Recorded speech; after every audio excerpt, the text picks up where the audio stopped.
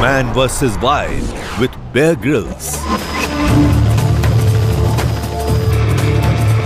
मैं दुनिया के कोने कोने में गया हूँ, दुनिया की सबसे खतरनाक जगहों का सामना किया है। चलो चलो चलो, मेरे साथ रहो, मेरे साथ रहो। ये सफर मेरे लिए ही नहीं, मेरे साथ हर कदम पर बने रहने वाली मेरी डेडिकेटेड टीम के लोगों के लिए भी खतरनाक रहा। मेरी टीम और मुझसे हमेशा शो के अपने फेवरेट मोमेंट्स के बारे में पूछा जाता है, तो आज हम अपने 25 यादगार पल आपके लिए लाए हैं।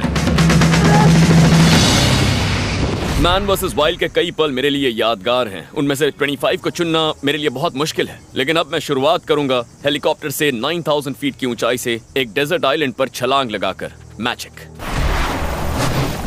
जब बेयर एयरक्राफ्ट से नीचे कूदे तो हमने उस टापू को देखा। उस छोटे से टापू को देख के तो हमें ऐसा लगा जैसे ये कोई जेम्स बॉन्ड की फिल्म हो। हम दुनिया के कुछ खतरनाक दूर दराज के इलाकों में जा रहे हैं। सुमात्रा इंडोनेशिया में तो जमीन पर उतर पाना भी मुश्किल लग रहा था।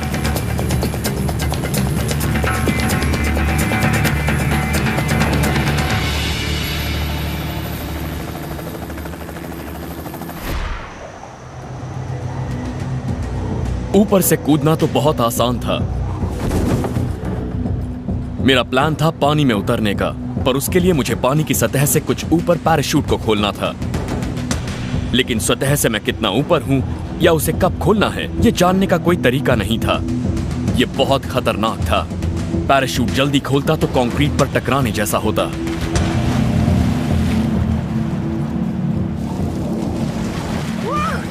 तो एंट्री ऐसे मारी जाती है। 24वें नंबर पर है वो मोमेंट जब मैंने मोंटाना में अब तक की सबसे खतरनाक चढ़ाई की थी। ये 200 फीट तो ऊंचा होगा ही, कम से कम। मैं एक बहुत ही गहरी खाई में फंसा हुआ था। वहां से निकलने का बस यही एक रास्ता था। मोंटाना के उस रेलवे ब्रिज की चढ़ाई को मैं आज तक की सबसे खतरनाक चढ़ाई मानता हूं।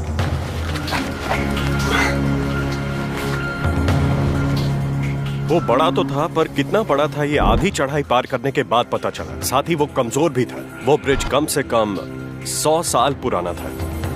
वो चढ़ाई बहुत मुश्किल थी। मेरी हालत खराब हो गई थी। पहले मैं अपने हाथों में और उंगलियों में खून का दौरा बना लूं।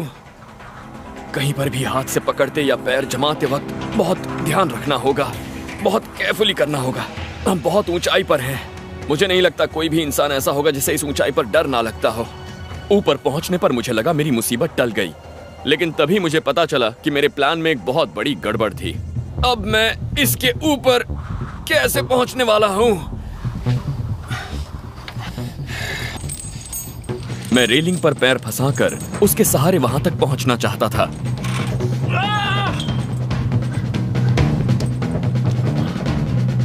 फंस गई।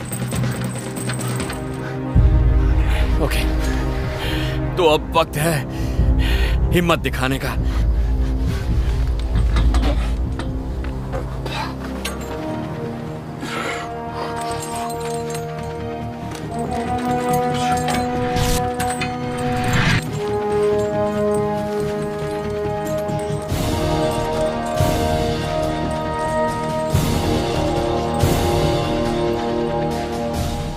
पहुंच गया। मैं बहुत डरा हुआ था। हाथ कांप रहे हैं। मेरे हाथों की हालत से मेरे डर का अंदाजा हो जाएगा। बेलीज में जमीन के नीचे एक गहरी गुफा में मुझे मिली एक खाने की चीज, लजीज घिनौनी चीज। उन्होंने गुफा की दीवार से लटके एक अजीब से कीड़े को देख लिया। जरा ये देखिए। उन्हें लगा कि वो कीड़ा खाने लायक है। इतना खतरनाक दिखने वाला कीड़ा शायद ही आपने कभी देखा होगा। देखिए कितना बड़ा है ये एक व्हिप स्कॉर्पियन है जो बिच्छू और मकड़े का क्रॉस होता है। जरा मैं इसे पकड़ने की कोशिश करता हूं। बेयर ग्रिल्स की खास टेक्निक, पत्थर उठाओ और दे मारो। पकड़ लिया। और जरा इसका साइज तो देखिए। मैंने कहा इसके पैर तो तोड़ लो, उन्होंने कहा जरूरत नहीं है। समझ में नहीं आ रहा इसे खाना कहां से शुरू करूं।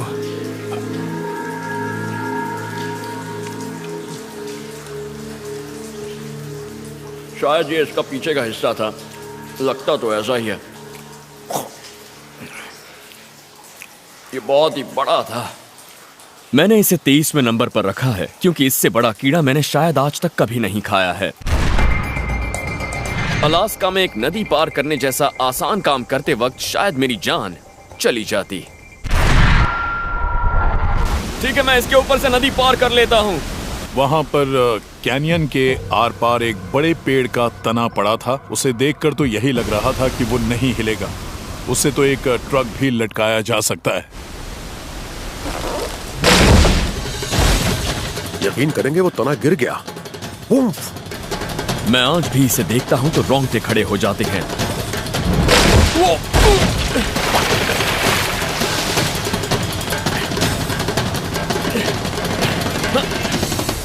पकड़ लिया, पकड़ लिया। मैंने सोचा नहीं था कि ऐसा कुछ हो जाएगा। मैं तो मरते मरते बचा हूं। 21वें नंबर पर ट्रांसिल्वेनिया की वो घटना जहां मैं था, एक लंबी रस्सी थी और एक हेलीकॉप्टर भी।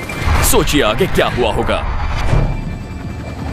मैं कार्पेथियन माउंटेन्स की ओर जा रहा हूं जो सेंट्रल रोमानिया में है। ये यूरोप के आखिरी बचे पीहड़ों में से एक है, लेकिन वहां पहुंचना आसान नहीं होगा। आसमान में बादल बढ़ रहे हैं, जल्दी मौसम खराब होने वाला है। अचानक मैंने देखा कि वो रस्सी हिल रही है। पायलट ने कहा है कि वो वहां लैंड नहीं कर सकता। इसका मतलब है कि मुझे ही कुछ करना होगा। वो हवा में ऐसे उड़ गए जैसे कोई पुतला।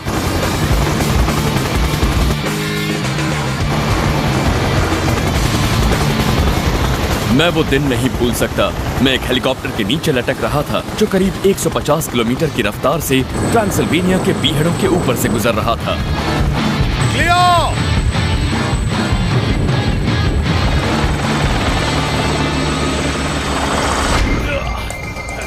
20वें नंबर पर बेलीज के जंगलों में मेरी टार्जन वाली छलांग है। जरा इसकी गहराई तो देखिए। इसको तो मैं मौत का कुआं कहूंगा। इस तरह के पत्थरों से कूदने के लिए 30 फुट की गहराई भी काफी होती है, लेकिन इसे देखकर तो ऐसा लगता है कि ये कम से कम 60 से 70 फुट गहरा जरूर होगा। इसे पार करने का सिर्फ एक ही तरीका था। मैं बहुत वक्त से ये करना चाहता था और आज मौका मिला था। मैंने इस पर अपना पूरा वजन डाल दिया है और ये टिका हुआ है। चलिए अब कोशिश करते हैं। कोई नहीं जानता था कि क्या होने वाला है। इसे करने के लिए हिम्मत और दमदार कलेजा होना चाहिए।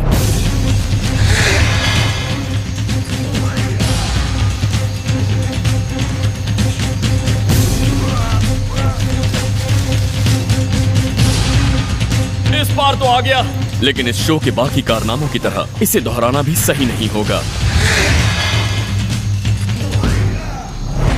19वें नंबर पर वो पल जब मुझे सहारा रेगिस्तान में पहुंचना था, और वो भी बहुत जल्दी।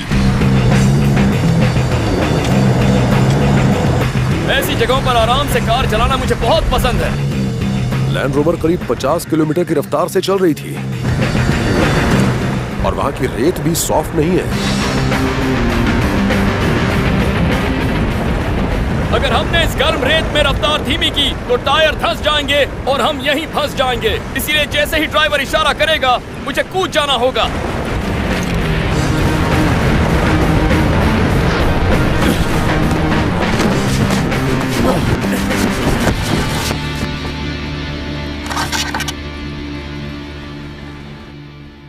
सफर की शुरुआत मुंह में रेत भरकर हुई है।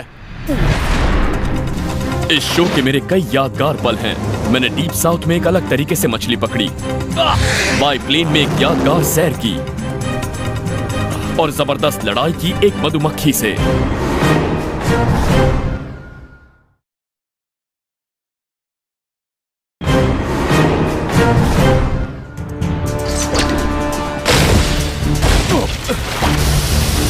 मैं हूं बेयर ग्रिल्स और आपका फिर से स्वागत है मेरे 25 यादगार पलों में। 18वें नंबर पर है टेक्सास में रस्सी से उतरने की वो खतरनाक कोशिश।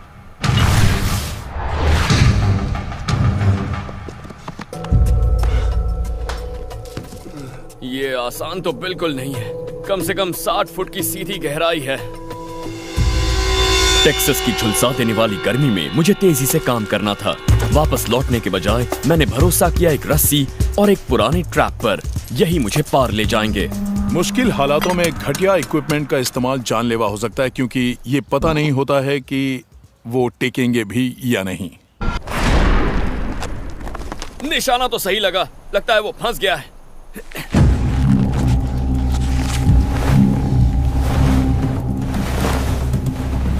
मैंने ये पल चुना क्योंकि आज सोचता हूं तो डर लगता है। वहां कुछ भी हो सकता था। ऐसा करना खतरनाक था, जानलेवा भी हो सकता था। अब तक तो ये रस्सी टिकी हुई है। ये डर तो था कि वो रस्सी फिसल सकती है, और जब वो उस पर लटके हुए थे वो फिसल भी गई। अभी तक तो इस रस्सी ने साथ दिया है। Oh my God.